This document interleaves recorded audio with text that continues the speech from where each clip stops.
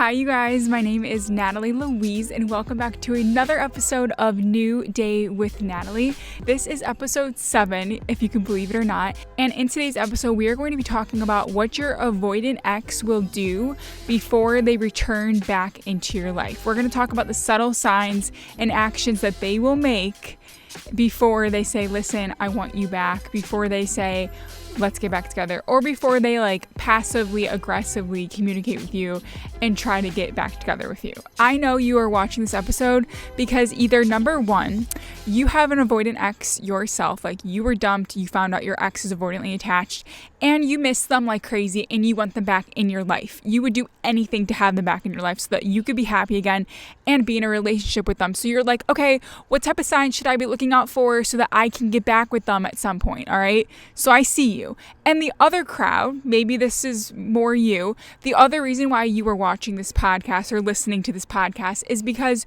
you also have an avoidant ex that broke your heart into a million pieces and it hurts incredibly badly.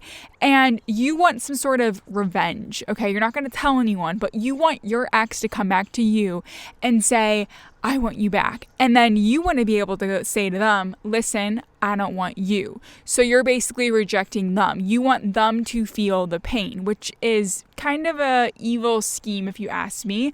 But whatever your poison is, whatever reason why you are here, in today's episode, like I said, we are going to be talking about the different levels and stages that your avoidant ex will move through before they try to win you back. The thing with avoidantly attached people, you guys, it is not super easy for them to just walk up to you and be like, hi, I messed up and I want you back in my life. They're not going to say that because it's really hard for them. And if you want to understand the psychology behind the way an avoidantly attached person thinks, watch episode 1 and episode 5 of my podcast where I talk all about the psychology of avoidance. Episode 1 is all about the anxious avoidant trap, so I'd also recommend listening to that one. Regardless of your reasoning for being here with me today, okay, this episode will show you how to become more aware of how your avoidant ex will return into your life, okay, and what you need to do to speed up the process of them returning into your life and either winning you back if you want that or healing, okay? And the best part about trying to win someone back is it's the same path as healing. So if you want to heal or if you want to win them back, it doesn't really matter. You have to heal either way, okay? Before we jump into this episode as well, if you are interested in relationship coaching, you need one-on-one support from me, you want to tell me your entire situation, maybe it's super sticky, maybe you're like, I have an avoidant ex, maybe you feel like I am talking directly to you and you're like, you need me to listen to your story, then please, I encourage you to sign up for a coaching call with me. We can jump on a video call, a Zoom call for 40 minutes, and I will listen to your entire story and give you advice, okay? It might not be what you want to hear, but I will tell it to you straight, okay? If you do not want to do the video call, I also have email relationship coaching as well, where you can type out your story and I will respond back to you in the email format, okay? Both of those options are listed down below in the show notes, so take a look at that if that sounds like it is interesting to you. Let's jump into this podcast. I want to start with a quick story because you're probably like, how does this girl have the background to share how an avoidant ex will come back? Like, how does she know anything? Well, the reason why I know the exact steps that an avoidant ex will come back into your life is because it happened to me, not once, but it happened 2 times. And it's honestly kind of embarrassing to say that out loud because it's like, don't you think when you fall for someone and make a mistake once, don't you think you would have learned your lesson? Not me, because I was head over heels for this one guy and it was very easy to just fall into the trap once again. Because it's always like you see these signs or you feel something and you're like, I've never felt this way with anyone else, or I've never felt this like urge to go get them. I feel like there's an energy that they want me, like whatever you're feeling or whatever you're telling yourself, I get it because I fell for it twice. So before I walk through the exact steps and stages your avoidant ex will take before they return it back into your life, I'm going to tell you my story. So maybe if you have a similar situation, you can kind of relate on that level. So here is the story. This guy that I dated, the avoidant ex I talk about on all of my TikToks, all of my videos, my podcast, everything, he ended things with me a couple days before my birthday. So Obviously, I was kind of hurt. I was shocked. I didn't know what was going on, but it didn't really feel real because the communication always stayed alive. It never really died down. He continuously texted me, continuously watched my stories, etc. We'll get into that. So I actually booked tickets. It was a solo trip to LA, and I booked these tickets before he dumped me. So after he dumped me, I was just like, oh, I just wanted to curl up into a ball and cry and just basically give up. Like, I was so depressed and sad because I thought like this was the guy, this was the one, right? And then all of a sudden he dumped me, and I was like, well, this doesn't feel too good. But I did have my fun solo trip to LA in the card. So I was like, well, this is a good opportunity. I'm going to get out of my apartment. I'm going to get out of this like sad depression state, and I'm going to go for a fun adventure. That was amazing. Okay. I had a really great time in LA. Now the caveat is this: my ex, the one who broke up with me, he actually lived in LA for some time. So he saw that I was like posting to my story, like I'm in LA, I'm doing these things. And he starts responding to my story. So I was like, oh, well, this is interesting. In my head, I'm thinking, well, if he's has the time to watch my stories and like my stories and respond to me, then he must be interested still. In fact, he gave me like an itinerary of all the things that I should do while I was in LA. And granted, like these things are very nice. Like it sounds like nice gestures and all that. But let me remind you, he was the one who dumped me. And we never really stopped talking. So in my head, it felt like we were still together, but we weren't. Like he said we weren't together. So it's like we were friends, but we were doing things a couple weeks ago that friends would never do. So it just was very confusing for me. It was heavy on my heart, and it was really frustrating, okay? Fast forward, you know, he's still watching my stories, still responding to my stories, hearting things, DMing me, texting me. And granted, like I did the same thing back. I knew that all the communication probably wasn't healthy because we did break up. But the thing is, I didn't have the courage or strength in me to just end things with him and block him, unfollow, or like straight up say, listen, like I don't want to talk to you anymore. Because I knew once I did that, he would 100% be out of my life. And to me, it felt like if he was gone, I wouldn't be complete. I wouldn't feel fulfilled or happy. Like there would be this huge void in me. And that to me at that moment in my life was the scariest thing ever. So I kept him in my life, you know, continued the conversation and continued to feel like I was his girlfriend, but I wasn't. And I don't like that idea of modern day dating where it's like you and your like situationship person basically act like your boyfriend and girlfriend, but you're not. Like there's no labels, and that's just incredibly frustrating. But for me, it was too hard to straight up tell him I can't have you in my life anymore. So I kept him in my life, and I continued solo traveling. And for me, solo traveling was an escape from my reality. It was escape from the pain in which when I was at home, all I would think about is him. All I would think about was trying to win him back because he kind of was there. He never really left. And when I went on these trips, I would push myself to understand that I could be self-reliant. I could do all the things on my own. I didn't need him. I didn't need anyone else to do these things. And let me tell you, the solo traveling really is probably the best thing I could do for myself, and I really did fall in love with it. But I did get robbed. I was in Salt Lake City, and everything was stolen from me. My car, like someone smashed the window of my car and just stole everything. And so I was kind of scarred, and I ended up stopping the solo traveling thing for a couple of months or so. And I remember it was November of that year, and that was probably like the lowest point of my life, to be honest. And I'm laughing, but it's like it genuinely was terrible because I felt like I had no escape whatsoever. I didn't like my life situation. I didn't like the job that I had. I felt like everyone in my life was incredibly fake. I also cut out all of my friends, all of my family, because I didn't know who to trust. And the only person I trusted, which is sad, was probably my ex, that guy, because he was the only one that made me feel like I was okay. I was like not alone. Like he understood me, but he didn't even understand himself. And so it was just a really sad moment. And I remember coming home from work one day and I just started crying my eyes out, and I was laying on the floor of my closet, and I'm just like, what is the point? Like, what am I fighting for? I feel so alone, so empty. I don't like my life situation at all. Like, I wanted it to change so badly. It hurt extremely badly. And when you get to that point of your life or a point of the breakup where you're like, what is the point? That's when you know you definitely have hit rock bottom. At least for me, like that was my level of rock bottom. And in that moment, I was kind of like, you know what? The point is, I want to see the world. I still have dreams. I still want to do things. I don't need this guy. I'm going to pick myself up and I'm going to continue moving forward. I'm going to let him go because he left me and that's just the way it is. That's fine. So in that moment, I decided I'm going to let him go. Okay. And so when I let him go, the energy release of him made me feel like I was so powerful. And I was. And you are too listening to this podcast, okay? What happened was, move into December, I started my own e-commerce business and I was like super focused on that. I was starting to look for a new job. I was starting to like connect with my friends again. Like everything was actually looking up, okay? So like the full cycle of trying to get over him only took maybe like 6 or 8 months, okay? All of a sudden, it was December time and I have fully let this guy go. Although like, yes, I was still sad. Yes, I was like, I do kind of want him back, but at the same time, I'm like, it is what it is. Like he dumped me and I'm not going to try anymore. Like this is the end.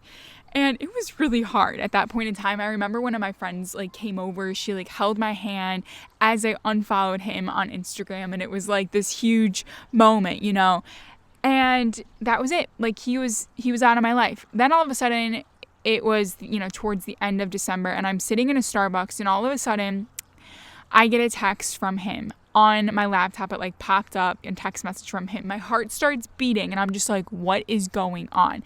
And so we end up having a conversation. He was not direct whatsoever, but he did, like when we got to the end of the conversation, he basically wanted to go get dinner with me. And I basically asked him where. He suggested this one like Chinese restaurant or whatever in Chicago. And this place is extremely high end. They have like the best Peking duck in the city. And like one thing I really did admire about that guy was he had the best taste in restaurants in Chicago. Like he knew all the spots, okay? And I was like ecstatic because, you know, I love food. I'm a huge foodie. But then also I'm like, this guy came back. Most of my exes have all like returned into my life. But this one, I was like, he came back? Like, what is going on? My heart was literally pounding out of my chest. And I was like, I didn't do anything. Like, all I did was let him go. And that's the key. It's just letting go. But that is the hardest thing to do. It's like anyone just tells you, like, just let go of them. Like, stop thinking about them. Stop having feelings. It's like, it's not that easy, you know? So, because that took me like multiple months to get to that point. So then all of a sudden we had dinner in the books, but it was 2 weeks out after he sent me the text because of Christmas. And then he was traveling for work or whatever. And then it was like the day before dinner, like we were supposed to go out for dinner. And then he canceled. And I was so butthurt about it because like the whole week I was thinking about it. I was like, oh my God. And then we rescheduled it again and he canceled it again.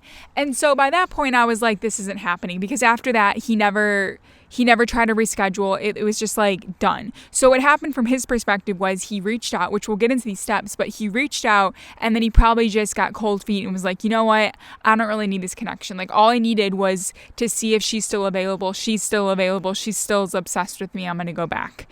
And again, this was probably all on a subconscious level. So that was the first time that I fell for him again. The thing is, after that moment, all of the feelings came back. All of the memories came back and I couldn't get him out of my head.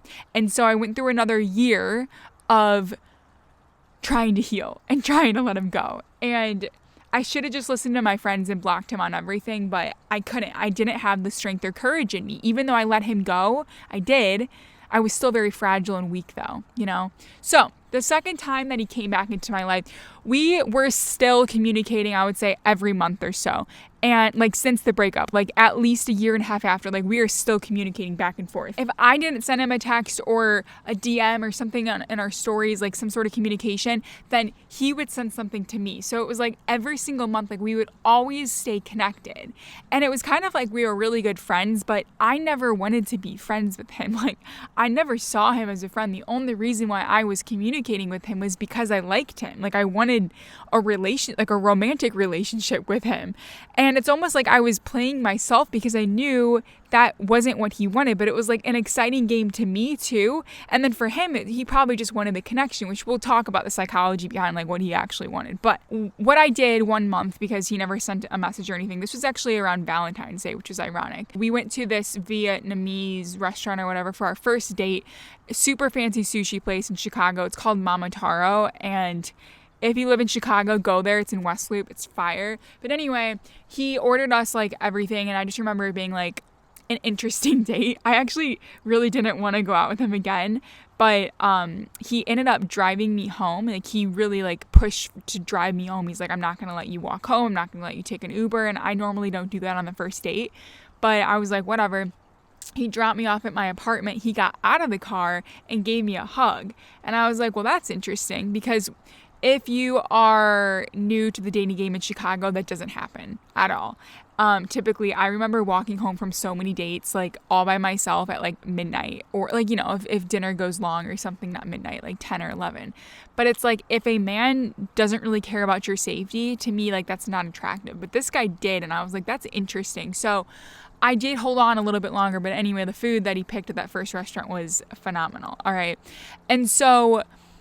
And it's funny how that works. You think like, oh, like the person that you're thinking about right now while you're watching this podcast, you're like, oh, my avoidant partner, avoidant ex, like I didn't even like them in the beginning, and now you're obsessed with them, which is so ironic in my opinion.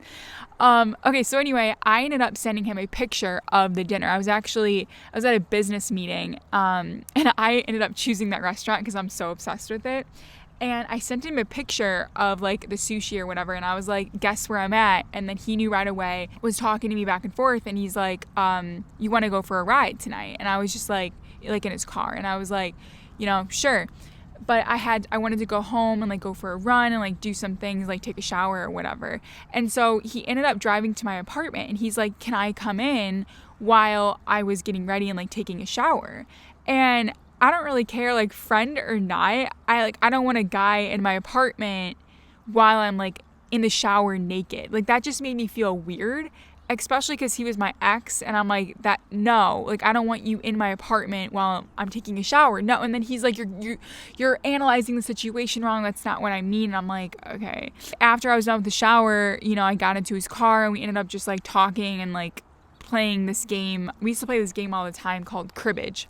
And I always wanted to get really good at it to beat him because he was so dang good at it. I did beat him one time. Anyway, we were playing that in his car. And as this is all going on, I was thinking like, you know, this is like the spark is back. Like maybe something is going to happen. Like maybe he's still interested. Like you don't do this for just anyone. And by the way, this was like later at night. This was like at midnight. Okay. After that day, he texted me again the next day and he's like, I'm in your parking garage charging my car.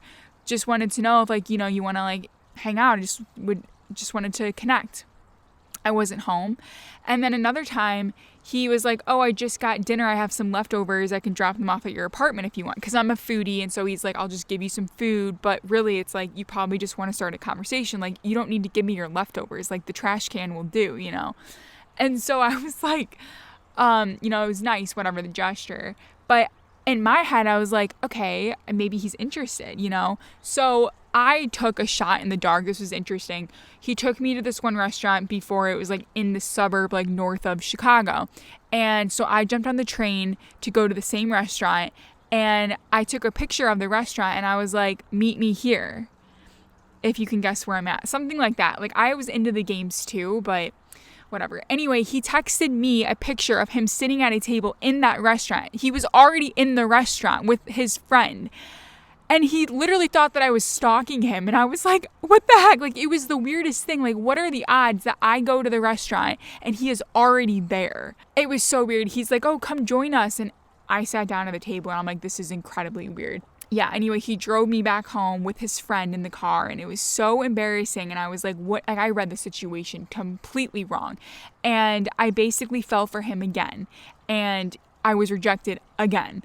And I was so mad that I even did that. Like, why would I go out of my way? Why would he go out of his way? It's just because we were both playing each other. Like, one person's always running, one person's always chasing. And it kind of went on like that for a long time.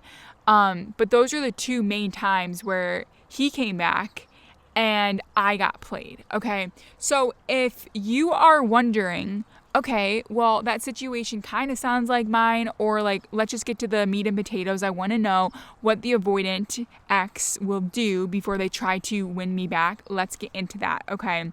Because there are some signs that my ex, the avoidant ex, did both times that allowed me to understand, okay, he's about to do something. Like, it's going to happen. All right. Okay. So I want you to imagine a Nordstrom department store. Okay.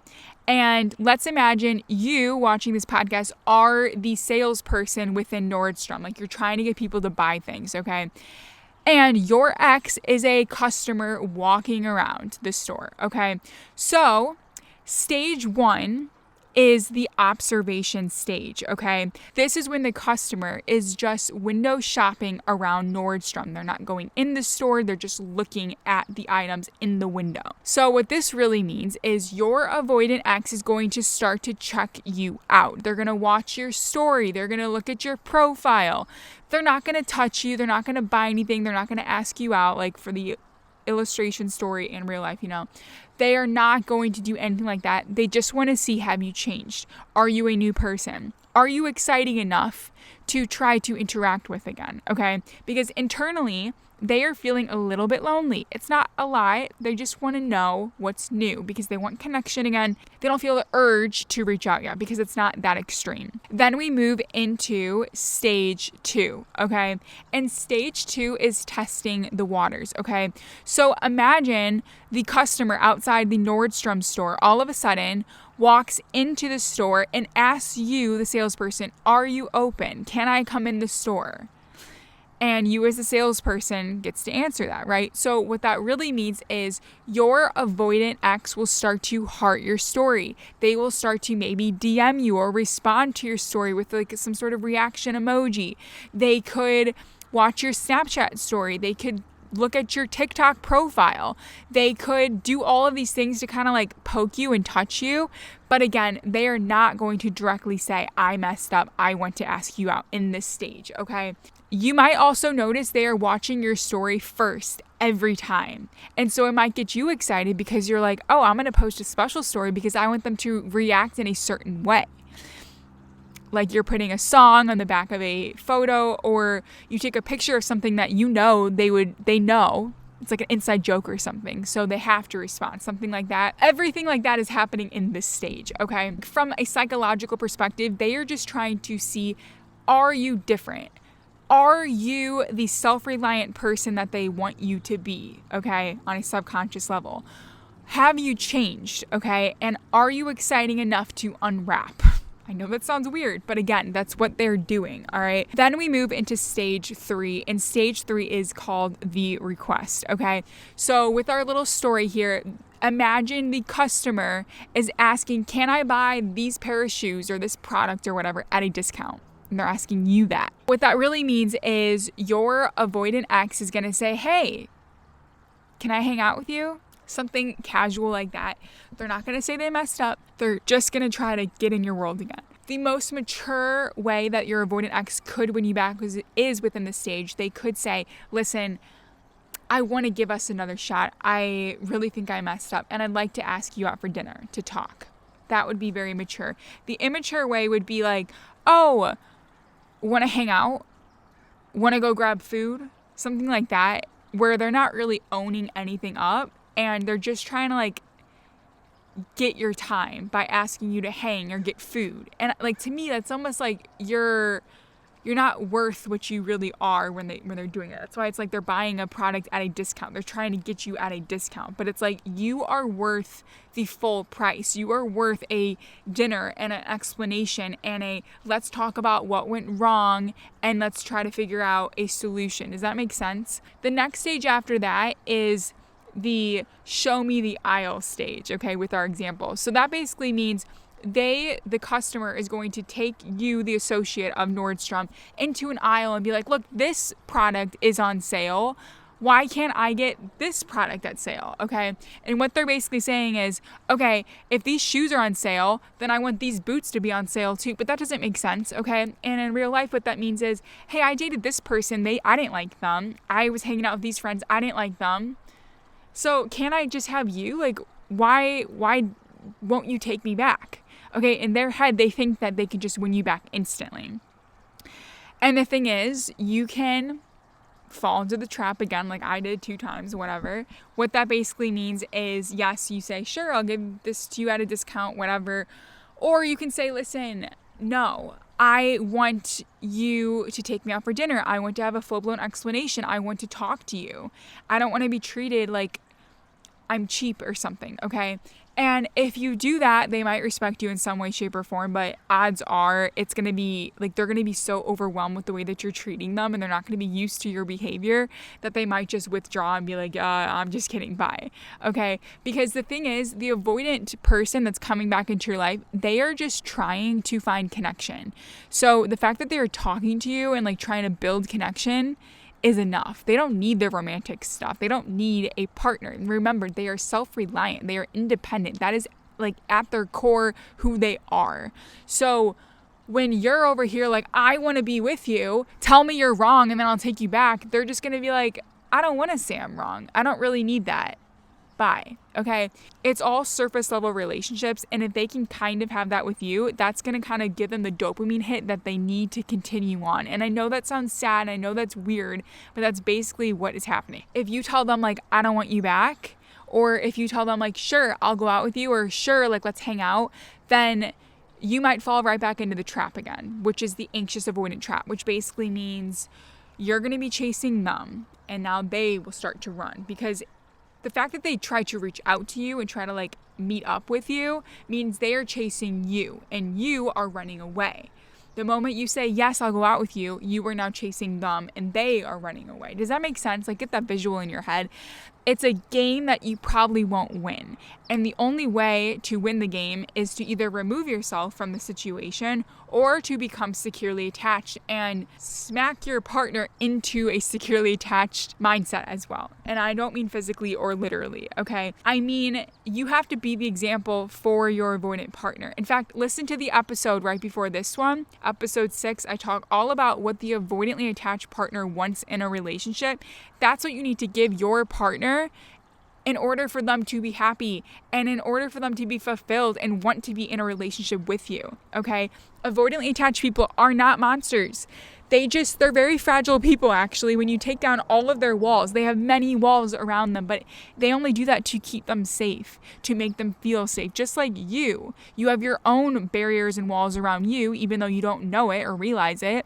You do. It's easy for you to become a people pleaser because that is your barrier, if you think about it.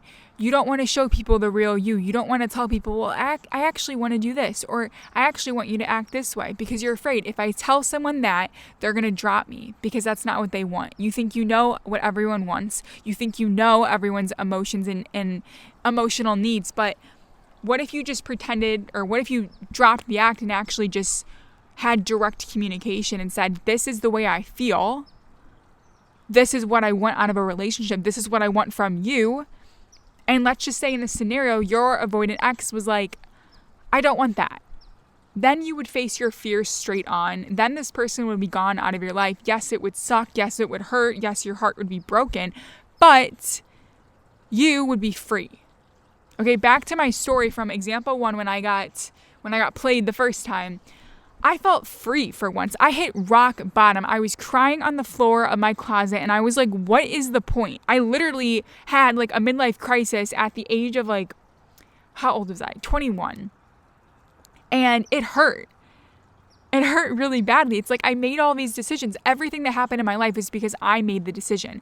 But the thing is, you can still make the decision to pivot and change. You can still make the decision to stand up for yourself and say, this is what I want. You can hold your broken heart and put it back together yourself. Does that make sense? And I'm not an advocate of like, I'm going to, be in love with myself. I'm going to date myself forever. I don't need anyone. Like, I just need myself. Because when you start to do that, you're going to almost become an avoidantly attached person, or at least have a significant percentage of your attachment style be avoidant. Okay. The perfect balance is I love myself. I can be confident on my own. I can be self-reliant, but I also can lean on other people. I can also let other people, and I can also love other people at the same time. Does that make sense? There's a big difference there. Okay, so after listening to all of these different stages, after listening to my story of getting played 2 times in a row, you're probably like, this girl is crazy. Oh my God. It's real though, okay? And I get where you were coming from. And the reason I make these podcasts, the reason I started my TikTok and YouTube and everything is because it hurt so badly that I needed to share my story. I needed an outlet. And it honestly was therapeutic to voice what was happening to me and understanding there are so many other people out there that are going through the same experience. And to know like, I'm not alone, you're not alone. If I could get through it, you can also get through it.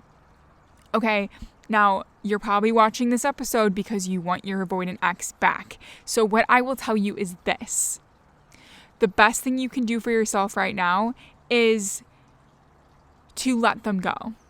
And if you need some help on how to let them go, check out episode 2 of my podcast, which I gave you 5 steps to let go of your avoidant ex, the exact things that I did. Guys, it took me like 2 years to get over my avoidant ex, okay? But I am so thankful that it happened to me. And I never thought I would say that, but it's like I built this business around the pain, okay? Use that pain as fuel. Yeah, you're probably going to be by yourself for a while, but during that time, don't just like let it waste away, right? Use that time as your fuel. Use that time as an asset because it is. You never get time back. You don't need me to tell you that, but you should be using it for you. Not for, how can I win them back? What should I do to like make them love me? How do I get them obsessed? Stop Googling that stuff. Stop checking their stories. That is how you truly detach and let go. All right. So I don't want to get into too much of that in this episode because I could go on a rant, but I feel for you. And trust me, when you start to see these steps, like watching the stories or, hearting your story, DMing you, things like that, you'll know they're coming back slowly. When they start texting you, when they start saying like, how's your day? What's new? I need your updates. That's when you know they are trying to come back. So you have a decision right now, just like you had a decision yesterday before you listened to this podcast, but I'll remind you again. You can decide right now, do you want this person back or not? It's a yes or no. And if you do want them back, what you're going to do if they try to ask you out is directly tell them, I want a romantic relationship with you. If that's not what you want, that's fine. And you let them go. Mic drop. Goodbye. If you don't want them back, the best thing you can do is put some boundaries in place for yourself. They're self-love boundaries, all right? Which would be muting their account on social media, unfollowing if you need to, blocking if it's extremely painful. Do what you have to do in the virtual world. In real life, if you still see them around, they're just a human. You choose if they hurt you. You choose how bad it's going to hurt. And I know it's like, what the heck? You choose it. You choose to pivot your life. You guys, 3 years ago now, I was living in Chicago in the coldest place you can be. Winter, all the time. There were only 2 months of summer. Beyond that, it was cold all the time. I hate cold weather. I hated my job. I was heartbroken. I had acne all over my face. I had no friends. I was struggling with like disordered eating. I was doing all the things that were terrible. It was just not a good spot in my life. And I felt helpless. Now, my life is completely different. I'm living in California where it's sunny all the time, and I'm 100% grateful for that. I am dating an amazing guy who makes me feel like a queen. He treats me amazingly. I've never been treated this good.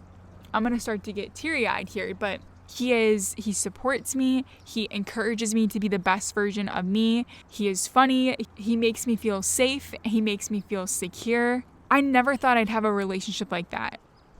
And I feel so safe and confident in myself as well. And I never thought I'd be saying that either. Like, I can stand on my own 2 feet and survive. I traveled through Europe. I traveled through 15 countries all by myself because I can survive, and so can you. Okay? I quit that finance job that sucked my soul out, and now I'm doing what I love to do full time, which is content creation, which is this relationship coaching business for you guys, talking to you guys, helping you through your relationship issues. okay? You can change your life. You can pivot everything. Now this podcast episode is just kind of like pivoted a little bit. I'm totally going off script, but I want to have a conversation with you, okay? Because I love you and I want you to know that if I hit rock bottom and thought like, I don't know what I'm going to do next, like I am screwed. This is so bad. And then now it's 3 years, which is crazy. 3 years later, have everything work out for me, because right now, I'll give you a little secret. It is working out for you right now. This is actually a blessing in disguise. Think about it. It's a blessing in disguise. So let's take a moment to thank our avoidant exes for breaking our heart. Shout out to my ex for breaking my heart, for making me feel amazing while we were together, and then breaking my heart because it made me stronger, and it's going to make you stronger too. All right. If you are interested in transforming your attachment style to go from anxiously attached to securely attached, I would love to invite you to apply to my 90-day accelerator program where we will work together. There's multiple one-on-one coaching sessions with me for 90 days. I will help you to understand your attachment style patterning, understand why you're so anxiously attached, okay, and what type of learned habits you have picked up from that attachment style. We'll work on boosting your self-confidence, which will free you from feeling so attached to past relationships with your ex or other people, okay? I will also guide you in developing a more secure attachment style to build long-lasting, loving relationships, whether that's with your ex or with someone brand new, okay? If you're interested in that, please feel free to apply down below, and I am excited to be working with you for 90 days. I mean, that's a long time. You are going to be a completely new person, okay? So, you guys, that is the end of this episode. Thank you so much for listening. As a reminder, there are new episodes every single Sunday, which is so exciting. If you like this episode, please give it a 5-star rating or a 4-star rating, whatever you want to do. Leave a comment down below if you have any questions for me whatsoever. I'd love to make a podcast episode and answer all of your questions, okay? I love you so much. And if you love this sort of content, please check out my YouTube channel and TikTok, which are both under the name Natalie Louise, okay? I love you guys so much. Have an amazing week and Happy New Year. Bye, guys.